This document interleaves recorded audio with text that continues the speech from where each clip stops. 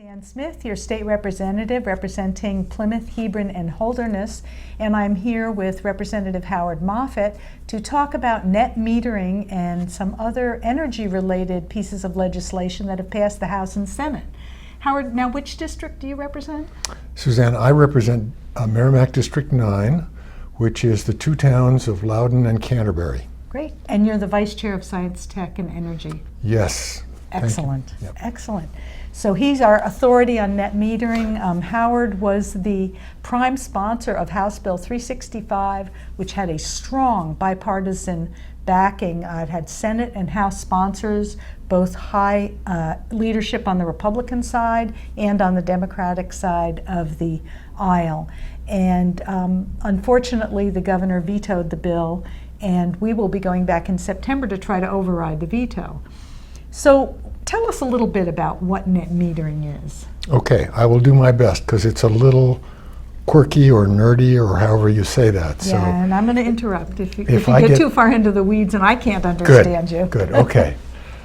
So the way I try to explain net metering is that the New Hampshire Public Utilities Commission has issued an order after a lengthy proceeding, almost 2 years, and that order said that if somebody who owns a renewable power project, like a solar panel on your roof, or a small hydro station, or a small wind generator, or a combined heat and power system that is small, less than 1 megawatt in capacity, then that person, the owner of that renewable power project, can become what they call a customer generator, which means that they can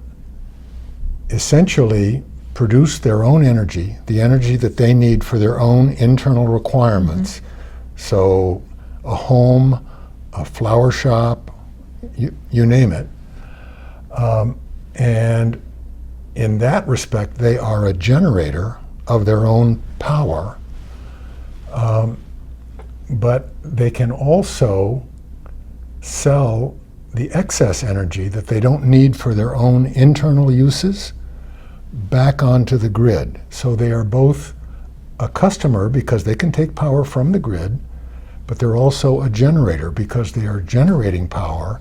They are using part of it for their own internal needs, and they can sell the excess back onto the grid to produce or to make available low-cost renewable energy for their neighbors. So that would be homegrown energy rather than energy coming from coal plants elsewhere in the world or the country. Yes. Or nuclear or any of those things. Yes, it's definitely homegrown and it's renewable energy. It's a double win because we're producing it in New Hampshire, which means that we are not importing natural gas or oil or coal to produce the energy that is displaced by the renewable projects. And in addition to being homegrown, it's also clean. It comes from the sun, it comes from the wind, it comes from moving water. Great. So it's a win-win. So House Bill 365, which you were the prime sponsor of, increases the what you may have for net metering from 1 megawatt to 5 megawatts. 5 megawatts, that's right. So let's talk about why that's important. The net metering bill, HB 365, was one of the 3 highest priorities for the Democratic caucus on the Science, Technology, and Energy Committee this term. Our top priorities were increasing energy efficiency, increasing renewables, and that's where HB 365 comes in, and energy storage, which is still very experimental. So we'll be talking about the net energy metering bill primarily this afternoon, I think. Yes. And the vote was pretty overwhelming in favor of this bill in the House. The vote was overwhelming. it was almost as overwhelming as the vote to abolish the death penalty. It was when the vote on HB 365 came up on the House floor on March 20th.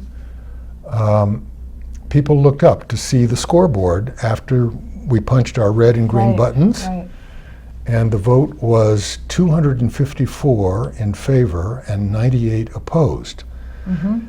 Now, you need a 2/3 majority to overcome a gubernatorial veto. Correct. But that would have been a veto-proof majority because we had 40 Republicans that joined Democrats to support net metering, because the net metering bill does so much to help their constituents. Yeah. So, and it's not just, you know, it's not a Democrat versus Republican issue. I was No. reading some articles, and municipalities are in favor of this. Tony Ginta of Franklin wrote an article saying it would save on municipal electric bills. And then I've also read articles saying that, you know, Timberland, which they manufacture sport shoes and sporting products, Worthen Industries, Stonyfield Farms, Dartmouth Hitchcock Health, they all support the net metering bill too. So it's got a lot of good, strong support from all areas of the state. It does, and just to be very specific about how the bill would work, it really opens up the opportunity to create renewable power and to sell the excess power onto the grid for three kinds of entities. In particular, businesses, commercial firms, municipalities, and school districts. So you can envision a town putting solar panels on the roof of town buildings, like the library here in Plymouth. You can also envision a school district deciding to put up an array of solar PV, photovoltaic panels, on the roof of a school. And what the school would need for its own electricity unit uses, it would get from those solar panels, but if there was some left over, Go the back school into district the grid. it goes back into the grid, and the school earns revenues from that at the rate of the default energy service rate, which is now about 8 cents a kilowatt hour. Oh, okay, great. Yeah. So, I mean, so if I were to install a solar panel on my roof, I would be seeing the benefit on my electric bill. My electric bill would go down, and I've seen homes where the electric meter was running backwards because they were producing so much more power than.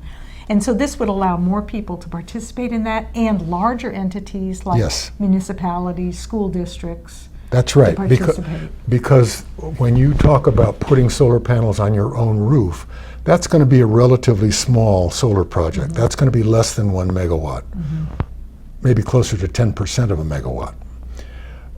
So this would, what 365 would do, and what it was intended to do, frankly, was to jumpstart the production of renewable energy power in New Hampshire, so that we can begin to catch up with all of our neighboring New England states. New Hampshire is way behind all of our neighboring states in New England in terms of encouraging renewable energy. So, for example, on a per capita basis, Massachusetts has something like 12 times as much solar power per capita as New Hampshire does.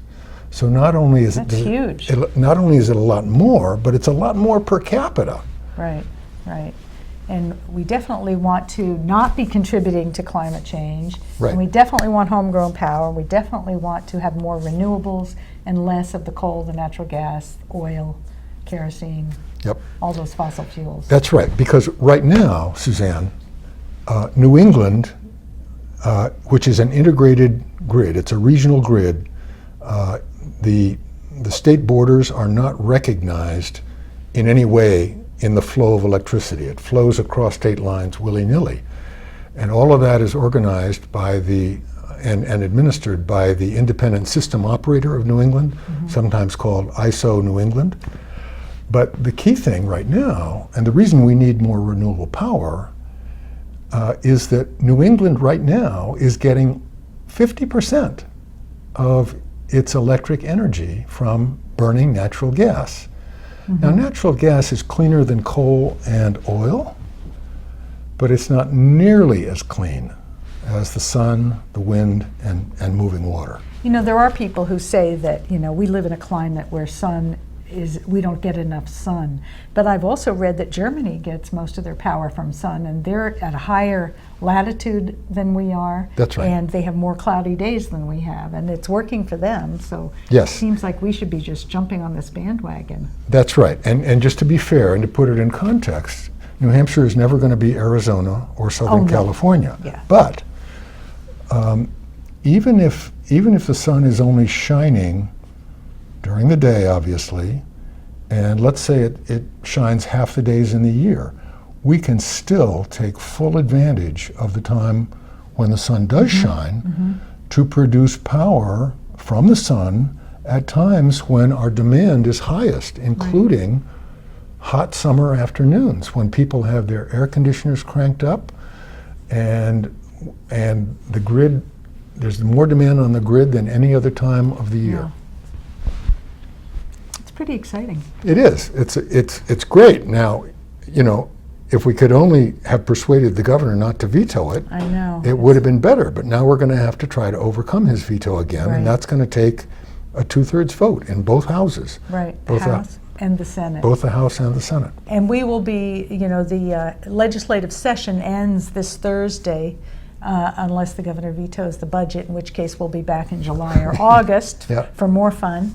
But in September, we'll be called in for veto day and veto day is where the House and the Senate come in and they vote on whether to override or sustain any of the governor's vetoes Right. that haven't already been dealt with. Right. And so that will be, you know, stay tuned for that.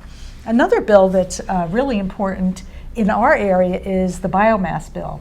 Now, biomass, as many of you know, we fought long and hard in the legislature, and we worked with the foresters and the wood products industry people last year to get the biomass bill passed that would help our small biomass plants, the one in Alexandria, Bridgewater, Tamworth, Bethlehem. Yep.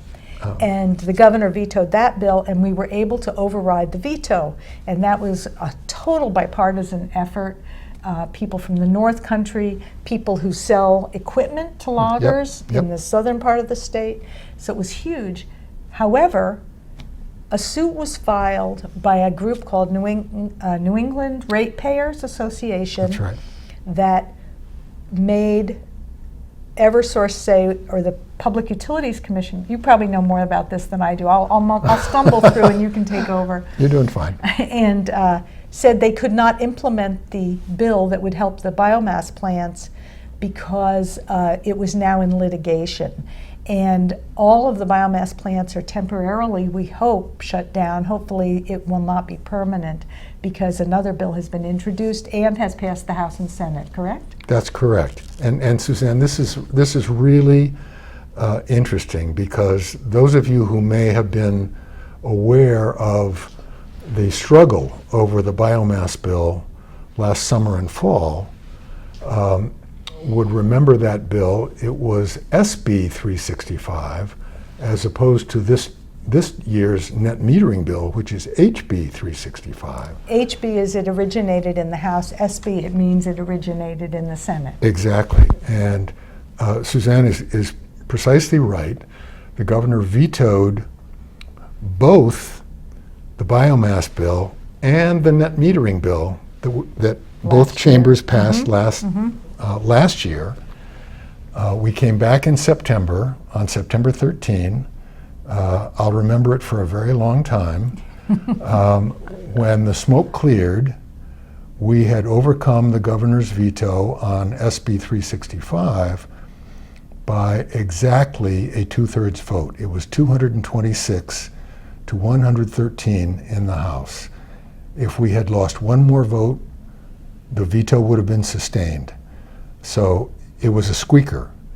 we expect it's going to be equally close this year. But the irony is that we've got the same two bills moving forward being vetoed by the governor, and now we have to come back and override the same two bills. Now, has he vetoed the biomass bill yet? No, he hasn't vetoed it because... We're hoping he does not veto it. Yeah, but I think the chances are that he's going to. Otherwise, well, we'll see. We'll see. I would be Fingers pleasantly crossed. surprised.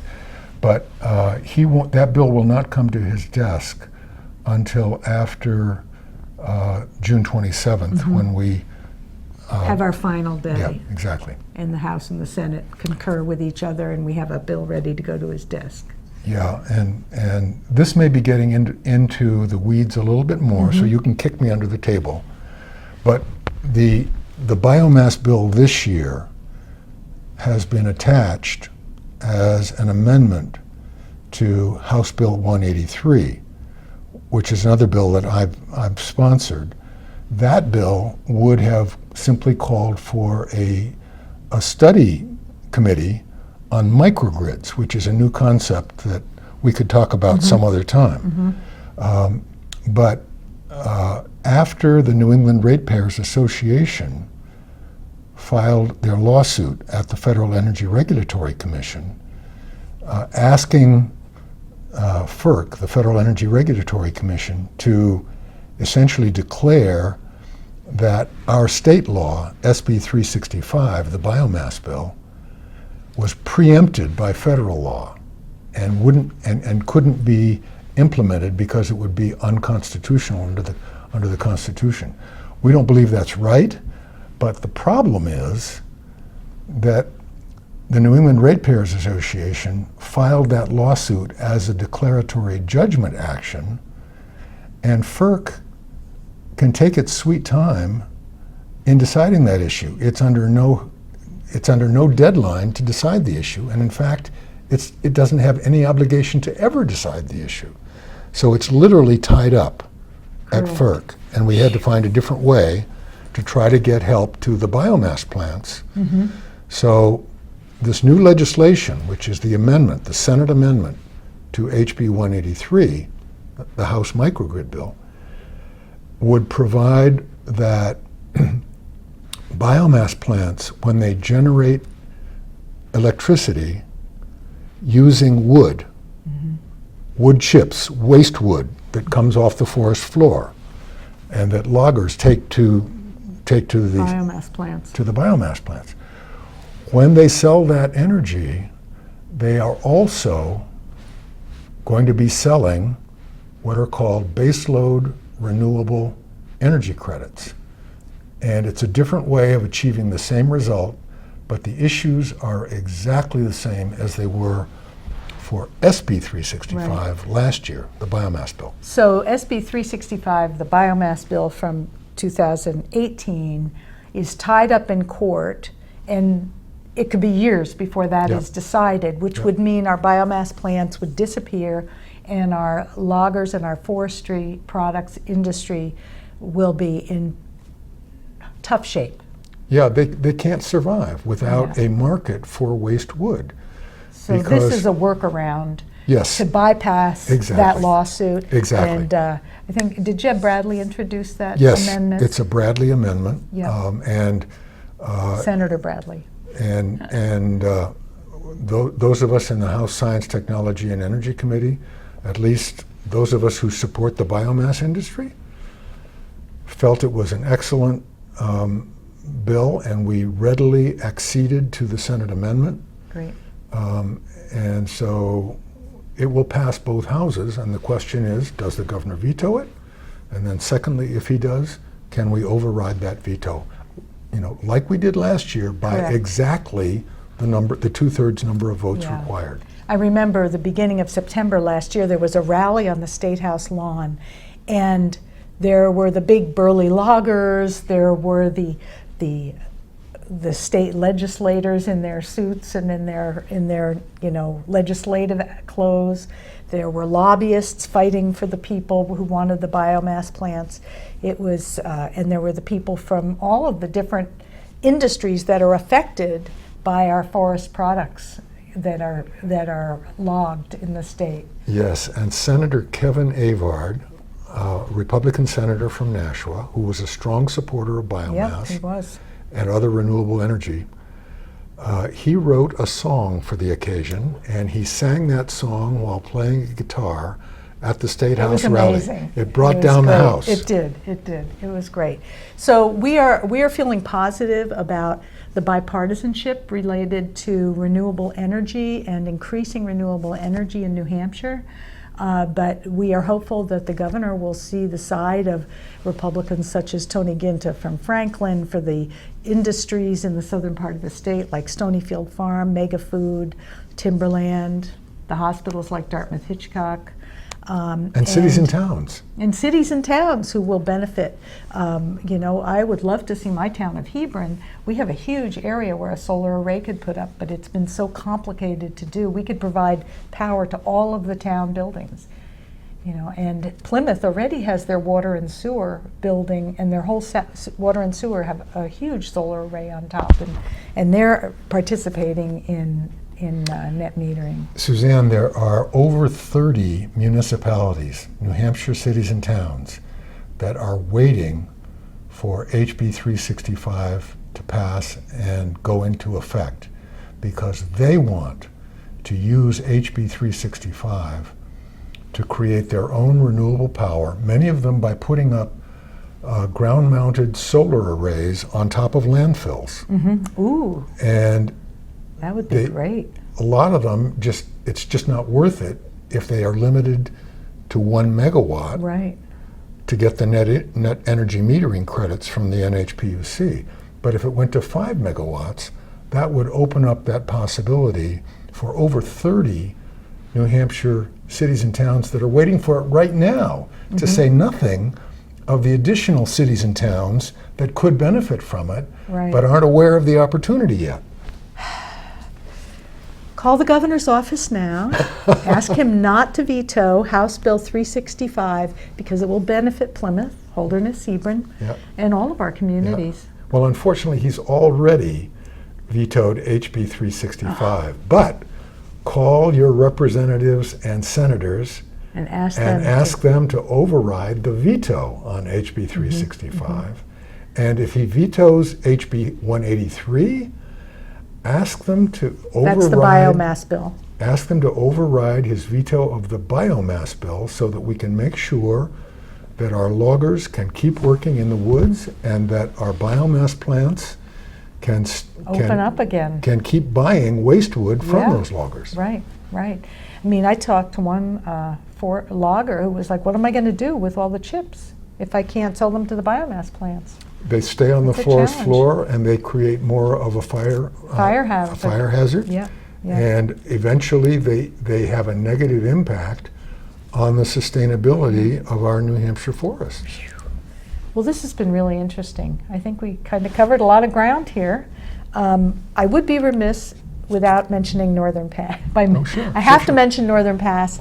Both Howard and I were down in Concord viewing the Supreme Court hearing. Oral argument. And I know PEMI TV did film it also and show it on TV. But it's pretty exciting, and I feel like the Site Evaluation Committee made a good case, and the interveners who spoke made a good case.